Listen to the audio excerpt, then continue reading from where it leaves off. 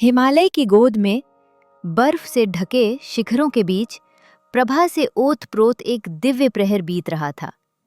हिमबान और मेना के आंगन में दो देव कन्याएं जन्म लेती हैं। एक नीले आभा मंडल में सजी देवी गंगा, पवित्रता की देवी, और दूसरी सौम्य सुनहरी रोशनी से युक्त शक्ति की अवतार देवी पार्वती। संपूर्ण ब्रह्मांड आनंद से भर उठा। समय बीता। अयोध्या के पराक्रमी राजा सगर संतान की लालसा में हिमालय की कठोर भूमि पर तप करने लगे। शीतल बर्फ, तेज हवाएं, पर तप का तेज अमिट। 100 वर्षों की आराधना के पश्चात ऋषि भृगु प्रकट हुए और बोले, हे सगर, एक रानी से एक पुत्र और दूसरी से 600 पुत्र प्राप्त होंगे। कालांतर में रानी सुमति ने एक लौकी को जन्म दिया, जिसमें से दिव्य तेज से युक्त 600 शिशु प्रकट हुए। उन्हें घी के मटकों में पालित किया गया। चमत्कार और आश्चर्य से भरा हुआ। जब समय आया, राजा सगर ने अश्वमेध यज्ञ आरंभ किया।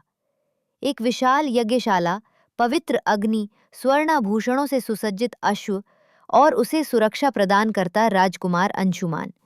ये यज्ञ था धर्म और वैभव का प्रतीक।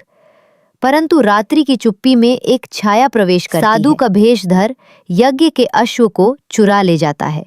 संकट गहराता है और यज्ञ रुक जाता है। आदेश होता है, भूमि को खोद डालो, अश्व को खोज लाओ। 60,000 राजकुमार क्रोध और ऊर्जा से भरे पृथ्वी को चीरने लगते हैं।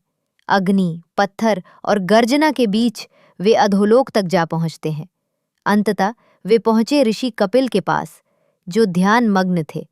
उनके तप को भंग किया गया और परिणाम स्वरूप महातेजस्वी ऋषि ने क्रोध की एक झलक दिखाई और सभी राजकुमार भस्म हो गए। सन्नाटा छा गया। अंशुमान पहुंचे, हाथ जोड़कर ऋषि से क्षमा मांगी। वहीं अश्व खड़ा था, शांत, निर्विकार।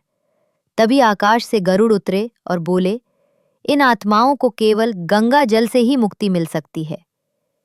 पीढ़ियां बीती। अब राजा भगीरथ तपस्या में लीन थे।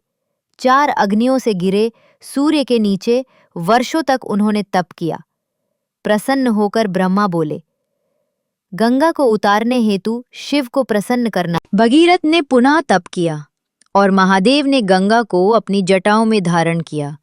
अंततः वह क्षण आया। देवी गंगा स्वर्ग से प्रचंड वेग में उतरी और शिव की जटाओं में समा गईं। फिर धीरे से पृथ्वी पर उतरीं, 7 धाराओं में बंटकर। एक धारा भगीरथ के रथ का अनुसरण करती हुई समुद्र तट तक पहुंची और सगर पुत्रों की राख को स्पर्श कर उन्हें मोक्ष मिला। इस कारण से गंगा को भागीरथी भी कहा गया और भगीरथ को अमर कीर्ति प्राप्त। यह थी उस महान प्रयत्न की कथा, जहां एक राजा की तपस्या ने गंगा को पृथ्वी पर लाया। जय गंगे, जय भारत।